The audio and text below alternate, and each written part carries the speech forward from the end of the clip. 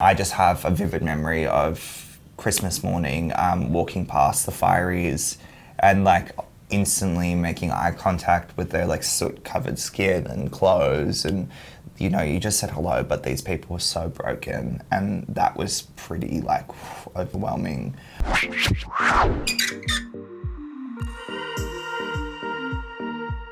So today we are going through some tweets about the Australian bushfires, which have been raging through since before summer started.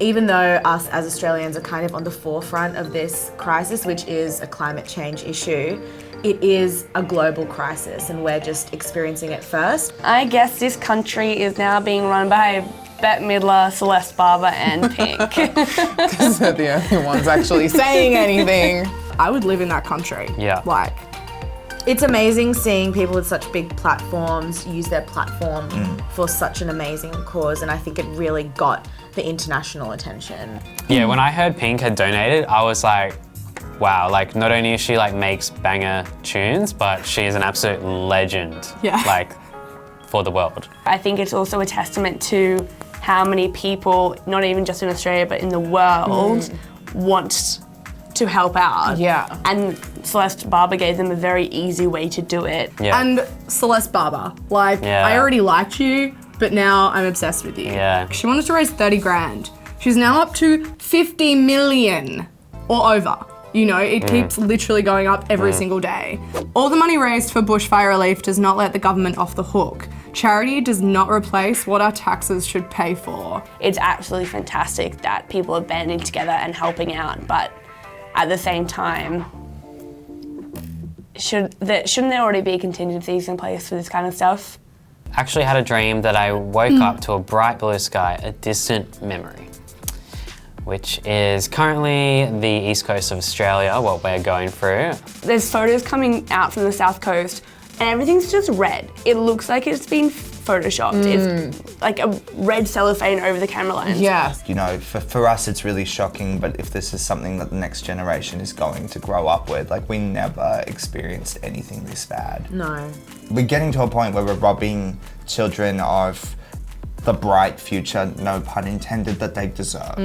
If you don't spend much time around teenagers, I don't know if you're aware of how much anxiety they are carrying about climate change and how much anger they feel toward the establishment that is still in denial. Be aware, it's a lot. Oh my God, this.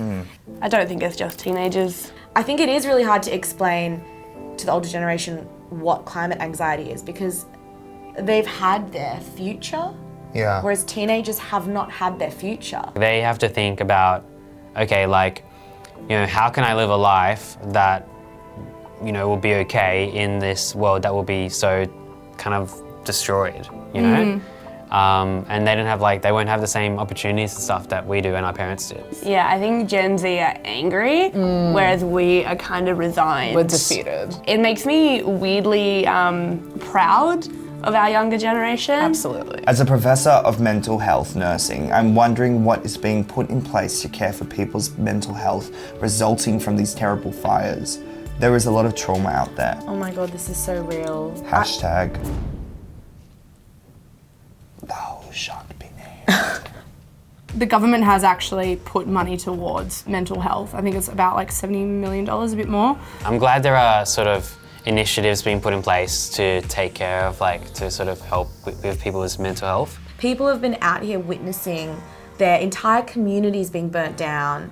They've had to hide in the ocean to, you know, just keep themselves safe. So this is something that we really need to talk more about, especially as summer begins to end and things start to die down a little bit and the world starts to forget. Fires in Australia are still burning.